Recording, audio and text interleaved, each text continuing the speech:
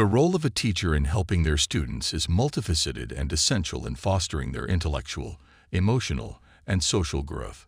Teachers serve as guides, facilitators, mentors, and role models in the educational journey of their students.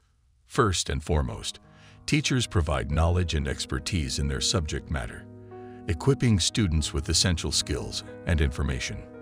They create a supportive and stimulating learning environment, encouraging students to actively engage with the material and develop critical thinking abilities.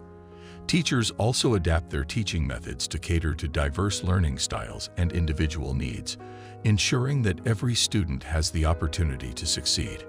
Beyond academic instruction, teachers play a vital role in nurturing the overall development of their students. They provide guidance and support, helping students set goals, develop effective study habits, and overcome challenges. Teachers inspire a love of learning and curiosity, fostering a lifelong thirst for knowledge. Moreover, teachers promote social and emotional growth by creating a safe and inclusive classroom environment. They encourage respect, empathy, and collaboration among students, cultivating essential interpersonal skills. Teachers also recognize and address the unique strengths and weaknesses of each student, providing personalized feedback and guidance to enhance their learning experience. In summary, the role of a teacher is to be an educator, mentor, and advocate for their students. By imparting knowledge, fostering critical thinking, and supporting overall development, teachers empower their students to reach their full potential and become lifelong learners. But before we dive into our captivating story, make sure to hit that subscribe button and click the bell icon so you never miss an amazing tale we bring to your screens. Our channel is all about showcasing the remarkable stories that exist all around us, stories that touch our hearts and remind us of the incredible potential within each and every one of us. Ellie cried when she couldn't wear her Halloween costume to school one year, except for one caring instructor, who was soon to become more essential in her life and heart. No one cared. Despite the fact that it was Ellie's favorite day of school, she hoped no one would notice her. Children costumed in all shapes and hues of horror and amazement were scattered across the school auditorium. Some arrived dressed as princes and princesses, some as vampires and superheroes, and yet others as astronauts and historical figures. But one small girl entered with her shoulders stooped and her face hidden, hoping no one noticed her gray leggings and white t-shirt. Ellie had decided to dress up as a princess for Halloween that year. "I promise your costume will get a lot of attention," Ellie's father told her that a few months ago. "But you know how busy dads are, and how they sometimes neglect the little things that matter while taking care of the major things that matter." So Ellie wasn't upset with her father when he failed to put money aside for her princess costume for the school Halloween celebration that year. But when the bad kids in her class made fun of her, she couldn't stop crying. "What should you be wearing, Ellie?" As he held up the end of Ellie's ponytail, one of the boys laughed and looked offended. When she heard the other kids laughing and shouting her new moniker, Ellie put her hands over her ears and wailed. Only one individual in her immediate vicinity was sympathetic to her plight. So Ellie wasn't upset with her father when he failed to put money aside for her princess costume for the school Halloween celebration that year. But when the bad kids in her class made fun of her, she couldn't stop crying. "What should you be wearing, Ellie?" As he held up the end of Ellie's ponytail, one of the boys laughed and looked offended. When she heard the other kids laughing and shouting her new moniker, Ellie put her hands over her ears and wailed. Only one individual in her immediate vicinity was sympathetic to her plight. "Why do you have that?"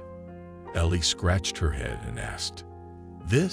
It's for your costume for Halloween, and it will be the best Halloween costume ever." Mr. Borges looked as happy as a kid.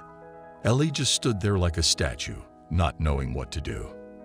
At the same time, her teacher started wrapping toilet paper around her waist and up toward her neck, checking every few seconds to make sure she was comfortable. Then he started wrapping the toilet paper around her stomach, legs, arms, and even her tiny fingers and toes. "Whoa, Mr. Borges." Ellie was finally beginning to get the idea for the great costume. I look like a... Wait a minute. Don't let your mind wander. There's one more thing, the man said as he wrapped the last few rolls of tissue around and across her face, leaving just enough space for her eyes, nose, and lips. No, Mr. Borges said, splattering red ink all over the wrapped roll of toilet paper.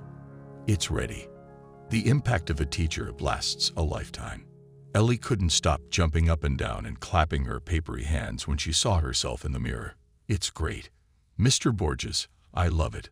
Thank you. Ellie gave her hero a big hug and gave him a small kiss on the cheek. When she returned to the group of excited children, they covered their lips so they wouldn't laugh. Mr. Borges may have thought it was just a creative attempt to cheer up an unhappy child, but it meant everything to Ellie. Nobody had ever been that friendly to her at school before. Mr. Borges was the first person to recognize and assist her at an area where she had previously been laughed at or ignored. Ellie would go to any length to be near Mr. Borges, the compassionate adult. She got more engaged in art, which improved her heart's condition over time. Mr. Borges also went out of his way to assist the young girl who lived alone with her constantly ill father. Ellie could confide in Mr. Borges about her deepest concerns and hopes. And when Ellie's beloved father died after a long and difficult battle with sickness, Mr. Borges was the only person who could calm the bereaved daughter down at the funeral. As he held her hand, he made a promise to the dead girl's father.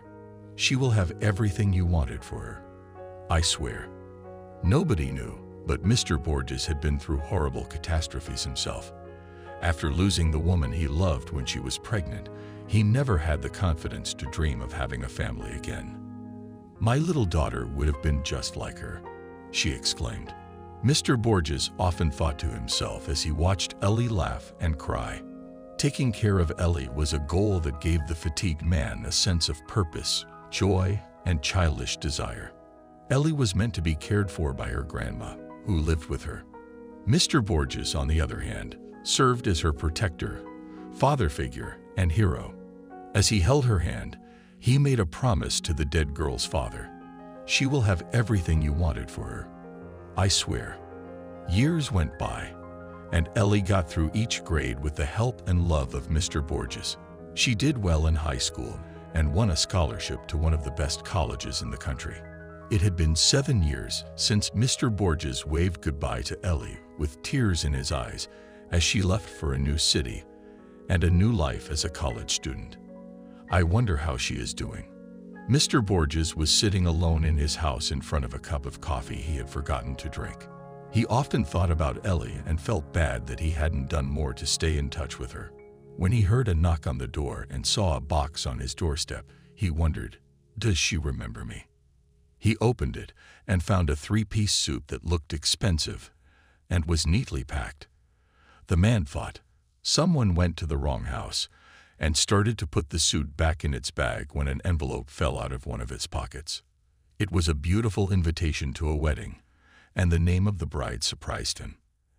Ellie, who wouldn't let go of my hand when she was little, is getting married. The older man thought, she's gotten so big, as tears came to his eyes. That wasn't all, though.